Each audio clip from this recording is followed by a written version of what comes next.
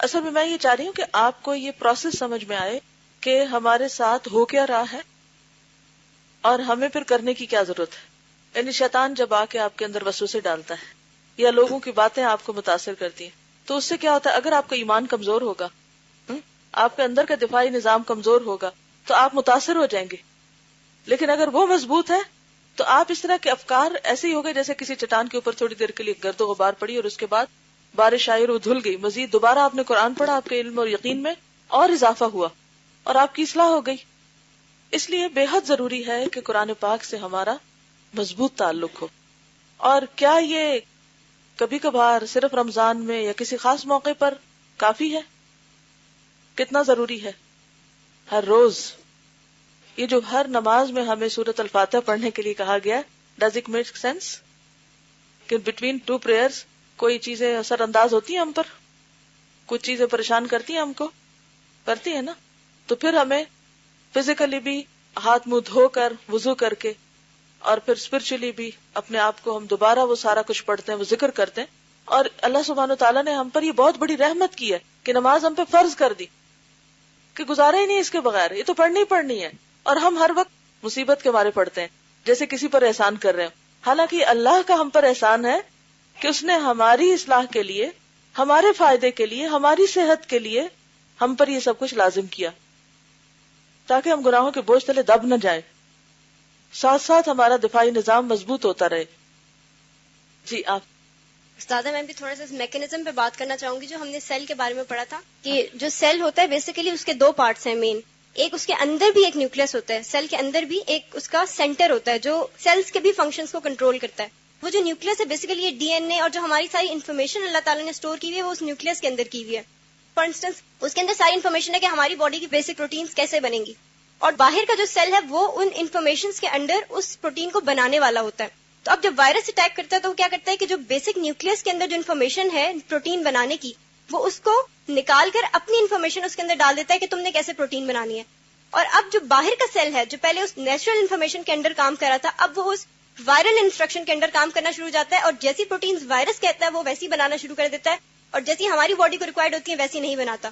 تو بالکل شیطان کا بھی ایسا میکینزم ہے کہ وہ ہمارے سینٹرز پہ اٹیک کرتا ہے، ہمارے دل پہ اور ہمارے دماغ پہ، اور جو پھر ہماری ساری باڈی ہے وہ اس کے انڈر کام کرنا شروع کر دیتی ہے، ہمارے ہاتھ بھی اور ہمارے پیر بھی. اور ایک اور بات میں کہنا چاہوں گی کہ جو سائنس کے اسٹوڈنٹس ہیں وہ اس کو بہت اچھی طرح جانتے ہیں کہ سولجرز کے بارے میں پڑھتے ہیں کہ جب وہ مارچ پاس کرتے ہیں اور جب کسی برج پہ سے انہوں نے گزرنا ہوتا ہے تو ان کو اس طرح سے مارچ پاس نہیں کرایا جاتا، کیونکہ جو ان کی ساؤنڈ پروڈیوس ہوتی ہے اگر وہ اس کی فریکوینسی اس برج کے جو ایٹمز ہیں ان کی وائبریشن سے میچ کر جائے تو وہ پتھر کا برج ٹوٹ جائے گا، وہ کنکریٹ کا برج. تو آپ دیکھیں گے اسی طرح میوزیشنز کے بارے میں کہا جاتا ہے کہ اگر شیشے کا گلاس پڑا ہوا ہے اور میوزیشین ایک خاص اس پہ اپنا میوزک بجاتا ہے تو وہ شیشے کے گلاس کو صرف اس ساؤنڈ سے توڑ سکتا ہے. یہ بالکل حقیقت ہے، یہ پروون فیکٹس ہیں. تو اس سے پتہ چلتا ہے کہ ساؤنڈ کا کتنا افیکٹ ہے. اسی طرح جو موبائلز ہیں یہ بھی ایک بات پروون ہے کہ ان کو کہا جاتا ہے کہ اس کو آپ کے ہارٹ کے پاس جو پاکٹ ہوتی ہے اس میں اپنے سیلز وائبریٹر پہ لگا کے نہ ڈالیے، کیونکہ اس کی جو وائبریشنز ہیں وہ آپ کی جو ہارٹ کی وائبریشنز ہیں اگر وہ اس سے فریکوینسی میچ کر جائے تو آپ کے ہارٹ کی ردم کو وہ چینج کر دیتا ہے. تو اس سے پتہ چلتا ہے کہ اگر یہ معمولی ساؤنڈز بھی ہمارے اوپر اتنا افیکٹ کر سکتی ہیں، کنکریٹ کا برج توڑ سکتی ہیں، گلاس توڑ سکتی ہیں، تو اتنا بڑا اللہ کا جو معجزہ ہے قرآن وہ کیوں نہیں ہمارے اوپر افیکٹ کر سکتا؟ بالکل. ہم نے یہ بھی وجہ پڑھی تھی نا کہ جیسے دعا جو ہے وہ لازمی طور پر اثر کرتی ہے، قرآن کا پڑھنا یقیناً اثر کرتا ہے، لیکن دو اینڈز پہ رکاوٹیں ہوتی ہیں، ایک فاعل میں اور ایک مفعول میں. فاعل کے اینڈ پر رکاوٹ کیا ہوتی ہے کہ اس کے پڑھنے کا انداز ٹھیک نہیں ہو سکتا یا پورے یقین کے ساتھ نہیں پڑھتا، یا پھر یہ کہ وہ جس آواز یا انداز میں پڑھ رہا ہے وہ ٹھیک نہیں ہے تو وہ دوسری جگہ پر صحیح طرح جا کے لگ نہیں رہی. اور دوسرے اینڈ پر ریسیور جو ہے اس کے اندر بھی کوئی رکاوٹ ہو سکتی، وہاں کوئی خرابی ہو سکتی ہے کہ جس کی وجہ سے وہ اس کو صحیح طور پر قبول نہیں کر رہا، لے نہیں رہا، اس کے یقین میں کمی ہے. یعنی یا تو عمل کرنے والے کے یقین میں کمی ہے، یعنی جیسے کوئی دم کر رہا ہے کسی کو، یا جو لے رہا ہے اس کے اندر کوئی کمی ہے کہ یہ تو ایسی بات ہے، اس سے کیا فرق پڑتا ہے، یہ تو چند الفاظ کا مجموعہ ہے، یہ سورت یا یہ آیات، تو اس نے ہونا ہوانا کچھ نہیں. اب وہ اس کے اپنے اندر ایک ڈس بلیف ہے یا ایک انکار ہے، تو اس وجہ سے پھر وہ چیز اس کے اوپر اثر نہیں کرتی. قرآن پاک عام حالات میں بھی پڑھا جائے تو کن کے دلوں پر زیادہ اثر کرتا ہے، کن کو زیادہ شفا ملتی ہے روحانی طور پر، کن کا عمل بدلتا ہے، جن کا جتنا ایمان اچھا ہوتا ہے، اور کن لوگوں کے اوپر سے گزر جاتا ہے جیسے انہوں نے کچھ سنا ہی نہ ہو. منافقین جن کے دلوں میں مرض ہے، بیماری ہے. اس لیے ایک ہی قرآن ہے, ایک ہی کتاب ہے, ایک ہی طرح کے الفاظ ہیں, لیکن کچھ لوگ جب اس کو سناتے ہیں تو لوگ ادھر ادھر دیکھتے ہیں, سر ہی نہیں لیتے. کچھ لوگ جب سناتے ہیں تو دل ٹھہر جاتے ہیں. کچھ لوگ جب سنتے ہیں تو ان کو کچھ اثر نہیں ہوتا, لیکن کچھ اور لوگ جب وہی چیز سنتے ہیں تو ان کے دل پگھل جاتے ہیں. تو اس کتاب میں تو کوئی شک نہیں, یہ تو شفا ہے ہی. لیکن مشکل کہاں ہے؟ یا جس کے تھرو آ رہی ہے یا جہاں پر جا رہی ہے. اب آپ دیکھیے کہ الحمدللہ اچھے اچھے قراء موجود ہیں, اچھے اچھے استاد موجود ہیں. اس اینڈ پر چیزیں ہیں, دوسرے اینڈ پر زیادہ کام کرنے کی ضرورت ہے. ہمیں اپنے اوپر کام کرنے کی ضرورت ہے, ہمیں شفا کی ضرورت ہے, اپنے یقین اور ایمان میں اضافے کی ضرورت ہے. اور اس کے لیے جہاں ایک طرف قرآن مدد کرتا ہے, دوسری طرف اگر غور و فکر کرنے والا دل ہو تو بہت سے حالات اور واقعات اور مصائب اور مشکلات یہ میدان ہموار کرتی رہتی ہیں. آپ دیکھیں کہ اگر تیز دھوپ نہ ہو تو کیا فصلیں پکیں؟ کچھ پھل ایسے ہیں کہ جو اسی وقت پکیں گے جب, مثلا کھجوریں کب پکتی ہیں یا کہاں اگتی ہیں؟ جہاں بادل اور بارشیں ہر وقت ہوتی ہیں؟ نہیں. تو صحرا میں اگنے والے یہ درخت جو ہیں ان کے اندر اتنی مٹھاس کہاں سے آتی؟ اس کی گرمی کی شدت اور بھی بہت سے عوامل ہوں گے جو ہم نہیں جانتے. تو ہماری بھی زندگی کے اندر جب بہت سی شدتیں اور حدتیں آ جاتی ہیں, بعض اوقات مشکل حالات ہوتے ہیں نا, آزمائشیں ہوتی, تکلیفیں ہوتی, ہم کیا سمجھتے ہیں کہ یہ ہمارے لیے کیا بن گئی؟ عذاب بن گئی, اور ہم منفی سوچنے لگتے ہیں. تو بات یہ ہے کہ لینے والے کے اینڈ پر کیا ضروری ہے؟ قبولیت, تاثیر. ایک پتھر اور زرخیز زمین میں فرق ہوتا ہے نا. پتھر پہ بھی بارش پڑتی مگر اس پہ کچھ بھی نہیں اگتا, اور زرخیز زمین پر چھینٹے بھی کافی ہو جاتے ہیں. تو ڈپینڈ کرتا ہے کہ ہم کیا ہیں, ہمارے اندر اثر پذیری کتنی ہے. جی آپ فرمائیے. جیسے سیپ ہے, ایک بہت زیادہ سیپس ہوتے ہیں, لیکن اگر جو وہ سیپ منہ کھولتا ہے اس کے اندر بارش پڑتی ہے تو وہ موتی بنتا ہے. Very good example. تو ہمیں اپنے دل اور کان ہمیں کھولنے پڑیں گے تو تب وہ اثر کرے گا جا کے. بالکل صحیح کہا آپ نے. سیپ تو بہت سے ہوتے ہیں, لیکن جو منہ کھولے گا قطرہ اسی میں گرے گا اور موتی وہی بنے گا, اور پھر اس کے بعد بھی ایک لمبا عرصہ ہوتا ہے پیشنس کا. جی السلام علیکم. وعلیکم السلام. میں یہ سوچ رہی تھی کہ ہمیں سائنٹیفکلی پروو کرنے کی ان چیزوں کو کیوں زیادہ ضرورت پڑتی ہے, کہ ہم لوگوں کے سامنے تو سب کچھ کھلا پڑا ہوا ہے اور ہم لوگ یہ ریسرچ کرتے ہیں, تو اس کی کیوں ضرورت پڑتی ہے؟ حالانکہ صحابہ کرام کے سامنے تو یہ کچھ بھی ایسا نہیں تھا پروو ہوا, لیکن پھر بھی ان کا ایمان کا لیول اتنا زیادہ تھا. تو یہی ذہن میں آتا ہے کہ ہم لوگوں کا اتنا کم ایمان ہے کہ ہم لوگوں کو جب تک دماغ ہمارا سمجھتا نہیں ہے ان چیزوں کو, اس وقت تک ہم لینے کو تیار نہیں ہوتے. اس میں دو درجے ہیں. ایسی چیزیں دیکھنے کا فائدہ کیا ہوتا ہے ان لوگوں کے لیے جن کا پہلے سے ایمان مضبوط ہے, اسے ایمان میں اضافہ ہو جاتا ہے کہ ہمارے رب نے جو کچھ کہا سچ کہا. ہم تو اس سے پہلے ہی مسلمان تھے. یہ کس نے کہا تھا؟ ملکہ سبا. جی, یعنی ہم تو پہلے سے ماننے والے تھے, لیکن اب ہمیں پروف مل گیا تو ہمارا ایمان اور بڑھ گیا, اضافہ ہو گیا. دو طرح کے لوگ ہیں نا. تو ایک وہ گروپ ہے کہ جس کے اندر پہلے سے ایمان زیادہ ہے, وہ ایسی چیزیں دیکھ کر اپنے ایمان میں اضافہ کرتا ہے. دوسرا وہ گروپ ہے کہ جو انتہائی کمزور ہے اپنے ایمان میں اور بہت سے ڈاؤٹس کا شکار ہے, شکوک و شبہات ہیں. تو ان کو جب کوئی ایسی چیز جو ان کے ذہن کے مطابق ہو یا جس طریقے یا چینل سے وہ سمجھ سکتے ہو, اگر اس طریقے سے ان کو سمجھا دیا جائے تو وہ ان کے لیے فائدہ مند. مثلا آپ دیکھیے کہ صحت مند انسان کو کسی سہارے کی ضرورت نہیں ہوتی. ٹھیک ہے نا, اگر آپ خود سیدھے کھڑے ہو سکتے ہیں, آپ کے اندر جسمانی طور پر آپ طاقتور ہیں, آپ کو بیساکھیوں کی ضرورت نہیں ہے. کسی کی مدد کے بغیر, کسی بھی پروف کے بغیر آپ سیدھے چل سکتے ہیں, بھاگ سکتے ہیں, دوڑ سکتے ہیں. لیکن جو کمزور ہیں, جسمانی طور پر بیمار ہیں, ان کو چلنے کے لیے سہارا چاہیے ہوتا ہے. لیکن جب ان کو سہارا دے دیا جاتا ہے تو پھر کیا ہوتا ہے, چلنے لگتے ہیں. اور اگر وہ چلنے لگے تو چلتے چلتے پھر چلنے ہی لگ جاتے ہیں. پھر کچھ عرصے کے بعد بیساکھیاں پھینک دی جاتی ہیں. تو ہم دیکھ سکتے ہیں کہ ہم کس درجے پر ہیں. آپ میں سے ہر ایک اپنے اپنے دل کا جائزہ لے سکتا ہے کہ میں ایمان کے کس درجے پر ہوں. ان چیزوں کو دیکھ کر میرا ایمان بڑا ہے یا بات سمجھ میں آ گئی ہے. ٹھیک ہے. ابراہیم علیہ السلام نے بھی اطمینان قلب کے لیے کیا کہا تھا؟ ارنی کیف تحیی الموتى قال اولم تؤمن قال بلی ولکن لیطمئن قلبی. تو ایکسٹرا پروف لینے میں حرج کوئی نہیں. ایمان تو ہے لیکن لیول اور بڑھ جاتا ہے. ایک جگہ میں نے پڑھا تھا کہ حدیثی کا مفہوم ہے کچھ اس طرح کہ ایک وقت ایسا آئے گا کہ جس میں مسلمان نبی صلی اللہ علیہ وسلم کو صرف دیکھنے کے لیے، دیکھنے کی محبت انہیں اپنے مال، جان، اولاد اور ہر چیز سے زیادہ ہوگی. یعنی وہ اس کے لیے ہر چیز قربان کرنا چاہیں گے کہ یہ سب کچھ ہم سے لے لیں، ایک جھلک ہمیں آپ کی دکھا دے. تو وہ سامنے نہیں بھی، لیکن ان پر ایمان اور ان سے محبت اتنی زیادہ کہ وہ اس کے لیے سب کچھ قربان کر سکتے ہیں. اور ایسے لوگ ہر دور میں رہیں گے چاہے وہ کم ہی کیوں نہ ہو. تو ایسے ہی لوگ قربانیوں کی سطح پر دین کو اختیار کرتے ہیں، آرام اور راحت کی سطح پر نہیں. پھر وہ کیا کرتے ہیں کہ اس دین کو سیکھنے کے لیے، اس پر عمل کرنے کے لیے، اس کو آگے پہنچانے کے لیے اپنی ہر چیز داؤ پہ لگا دیتے ہیں. ان کو اس بات کی پرواہ نہیں ہوتی کہ ہماری نیند پوری ہوئی یا نہیں، ہم نے صحیح کھایا یا نہیں، اور باقی دنیا کے کام ہوئے یا نہیں. ان کی پرائرٹی کیا ہوتی ہے کہ جو مشن نبی صلی اللہ علیہ وسلم ہمارے لیے چھوڑ کر گئے ہیں، کیا ہم اس کو سپورٹ دینے والے اور اس کو آگے پہنچانے والے ہیں یا نہیں. اور ان کی لگن اور شوق کیا ہوتی کہ قیامت کے دن جب ہم آپ سے ملے تو سرخرو ہوں، ہم آپ کی امت میں سے ہوں. لیکن بہت سے لوگوں نے آج نبی صلی اللہ علیہ وسلم کی امت میں سے ہونے کو اتنی بات ہی کافی سمجھا کہ بس ہم بائی چانس یا بائی برتھ شامل ہو گئے اس میں. تو ایک چیز جس کا ہمیشہ خیال رکھیے اگر آپ زندگی میں کچھ کرنا چاہتے ہیں، کسی ڈاؤٹ کو اپنے قریب نہ آنے دیں، کسی چیز کی کمی کو اپنے اوپر حاوی نہ ہونے دیں کہ مجھے زندگی میں یہ نہیں ملا، اگر یہ مل جاتا تو میں تو پتہ نہیں کیا بلا ہوتا. نہیں.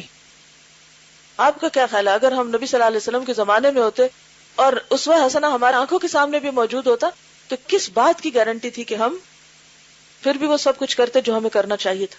اس زمانے کے عبداللہ بن ابی جیسے لوگ نہیں تھے جن کے سامنے پروف تھا لیکن توفیق نہیں ہوئی کیونکہ دل بھی مارتے.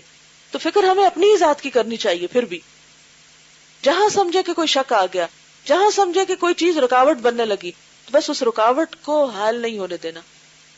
آپ دیکھیے کہ جو بہتا پانی ہوتا ہے نا، اگر اس کے آگے پتھر آ جاتا ہے تو وہ اور زیادہ تیزی کے ساتھ دو حصوں میں بٹ کر دو راستے نکال کر آگے نکل جاتا ہے، کبھی رکتا نہیں ہے.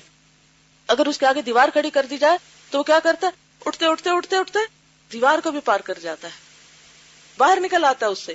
یعنی کہ نہ سامنے کی مکمل چاروں طرف کی باؤنڈریز اس کو نقصان دیتی اور نہ یک طرفہ کوئی رکاوٹ اس کے آگے کوئی مشکل کھڑی کرتی. اصل بات یہ ہے کہ آپ کی نیت سچی ہونی چاہیے کہ یہ تو کر کے ہی چھوڑنا ہے. کبھی آپ غور کیجئے کہ سب کچھ پتا ہونے کے باوجود کیا چیز روکتی ہے، کیا چیز روکتی ہے ہمیں اپنے گولز کو اچیو کرنے میں. مصلحتیں، کبھی دنیا کی خواہشیں، کبھی حقیر مفادات، کبھی صرف سستی. منافقین کی ایک بہت بڑی خرابی کیا تھی؟ سستی. ہم میں سے کتنے ہی لوگ کتنے کاموں میں سستی کرتے ہیں اور کبھی ہمیں خیال آیا کہ یہ کوئی خرابی کی بھی بات ہو سکتی؟ کبھی ہم نے توبہ استغفار کی اپنی سستی پہ؟ سوچیے اس بات پہ. ہم نے کبھی سستی کو مرض سمجھا ہی نہیں. ہر کام میں تاخیر، ہر چیز میں تاخیر. ہر کام کل کر لیں گے، پرسوں کر لیں گے، پھر کر لیں گے، ہو ہی جائے گا. اچھا اگر ہم نے ڈائگنوز کر لیا کہ ہمارا مرض ہے، کبھی ہم نے سوچا کہ اب کیا کریں؟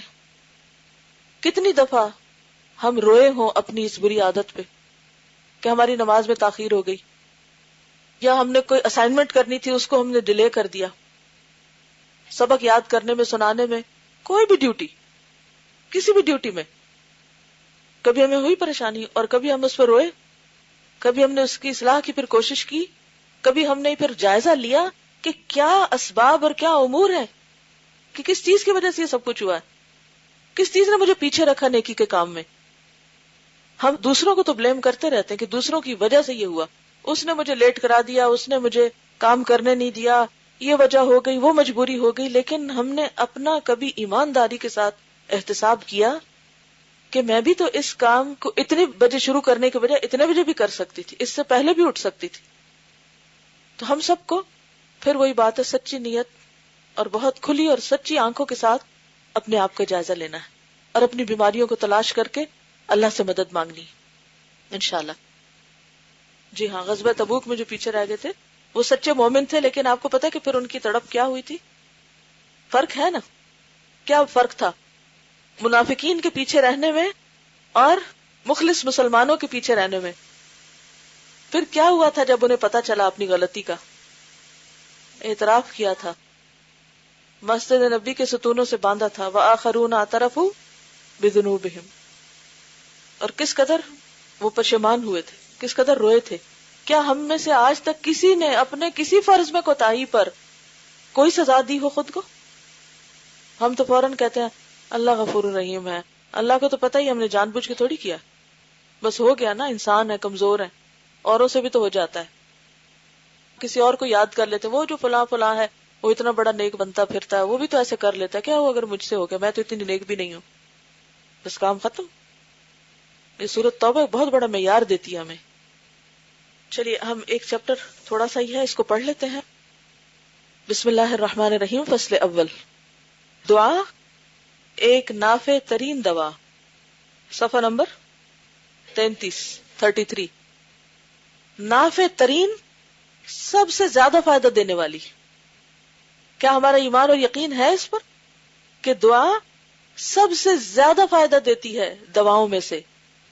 جتنے بھی ہم سولوشن لائیں، جتنے بھی ہم چیزیں رکھیں کسی بھی مسئلے کو حل کرنے کے لیے، جتنے بھی ہم پروگرام بنائیں، ان میں سب سے زیادہ فائدہ دعا سے ہوتا ہے. دعا ایک نافع ترین دوا اور بلا اور مصیبت کا مد مقابل ہے. یہ بلا و مصیبت کی مدافعت کرتی ہے، یعنی ڈیفینڈ کرتی ہے اس سے. نہ صرف یہ کہ مصیبت آنے پر فائدہ ہوتا ہے، بلکہ اس سے پہلے ہی، یعنی ڈیفینسو میکینزم ہے اس کا. اور اس کی دوا، یعنی کس کی دوا؟ مصیبت کی دوا اور علاج کا کام دیتی ہے. ہر بلا و مصیبت کو آنے سے روکتی ہے اور اسے دور کرتی ہے. بلا و مصیبت اگر اتر چکی ہو تو اسے پست اور ہلکا کر دیتی ہے. یہ مومن کا ایک زبردست حربہ اور ہتھیار ہے. حضرت علی رضی اللہ عنہ سے مروی ہے کہ رسول اللہ صلی اللہ علیہ وسلم نے فرمایا: الدعاء سلاح المؤمن وعماد الدین ونور السماوات والارض. المستدرک کتاب الدعاء. حدیث جو ہے ضعیف ہے، لیکن الفاظ جو ہے اور معنی جو ہے ٹھیک ہے، کیونکہ ایک اور حدیث سے یہ بات ہمیں پتہ چلتی. دعا مومن کا ہتھیار اور دین کا ستون اور آسمانوں اور زمین کا نور ہے. نور کا مطلب یہ ہے کہ اس سے انسان کے غم جو ہے وہ دور ہوتے ہیں اور انسان کو امید لگ جاتی. مصیبت اور بلا کے مقابلے میں مومن کی دعا کے 3 درجے ہیں. اول، دعا مصیبت کے مقابلے میں قوی تر اور زوردار ہو، یعنی مضبوط ہو. ایسی دعا مصیبت کو قطعاً ہٹا دیتی. کون سی دعا ہٹاتی ہے؟ جو مصیبت کے مقابلے میں زیادہ قوت والی ہو. اچھا، ہماری دعاؤں میں قوت کتنی ہوتی ہے؟ ذرا ہم اپنی دعاؤں کا جائزہ لیں. جب ہم کوئی دعا مانگ رہے ہوتے ہیں، کیا کر رہے ہوتے ہیں؟ کیسے مانگتے ہیں؟ ہاں، جلدی جلدی رٹے رٹائے جملے اور میننگ ہی نہیں آتے. بالکل ایسے وظیفے جن کا پتہ ہی نہیں پڑھ کیا رہے ہیں، غور ہی نہیں کرتے، دل سے نہیں مانگتے، یہ بھی نہیں سوچتے کس سے مانگ رہے ہیں اور وہ کتنی قدرت اور طاقت رکھتا ہے. بے یقینی، بے امیدی کسی کیفیت. یعنی ہماری دراصل دعائیں ہی کمزور ہوتی ہیں. دوم، دعا مصیبت کے مقابلے میں کمزور ہو. اس صورت میں مصیبت قوی ہو جاتی ہے اور بندے کو یہ مصیبت خواہ مخواہ برداشت کرنا پڑتی ہے. تاہم یہ امر لازمی ہے کہ دعا چاہے کمزور ہی کیوں نہ ہو، مصیبت کو کچھ نہ کچھ ہلکا ضرور کر دیتی. یعنی پھر بھی فائدہ ہوتا ہے، لیکن پہلے سے کم. سوم، دعا اور مصیبت برابر درجے کی ہیں اور یہ دونوں آپس میں مقاومت اور مقابلہ کرتی ہیں. مقاومت بھی ایک دوسرے کے سامنے کھڑی ہو جاتی قیام سے. جیسا کہ حضرت عائشہ سے مروی ہے کہ رسول اللہ صلی اللہ علیہ وسلم نے فرمایا: لا یغنی حذر من قدر، لا یغنی حذر من قدر والدعاء ينفع مما نزل ومما لم ينزل وان البلاء لينزل فيلقاه الدعاء فيعتلجان الى يوم القيامة. المستدرک کتاب الدعاء. تقدیر سے بچنا ممکن نہیں اور دعا آئی ہوئی مصیبت میں اور جو اب تک نہیں آئی اس میں بھی نفع دیتی ہے. اور مصیبت جب اترتی ہے تو دعا اس کا مقابلہ کرتی رہتی ہے. روز قیامت تک دعا اور مصیبت آپس میں جنگ کرتی رہتی. اور اسی مستدرک حاکم میں حضرت ابن عمر سے مروی ہے کہ رسول اللہ صلی اللہ علیہ وسلم نے ارشاد فرمایا: الدعاء ينفع مما نزل ومما لم ينزل فعليكم عباد الله بالدعاء. المستدرک کتاب الدعاء. دعا آئی ہوئی مصیبت اور آئندہ آنے والی مصیبت میں نفع دیتی ہے، پس اے اللہ کے بندو تم دعا کو لازم پکڑو. پچھلی حدیث جو ہے وہ ضعیف ہے لیکن یہ حدیث صحیح ہے.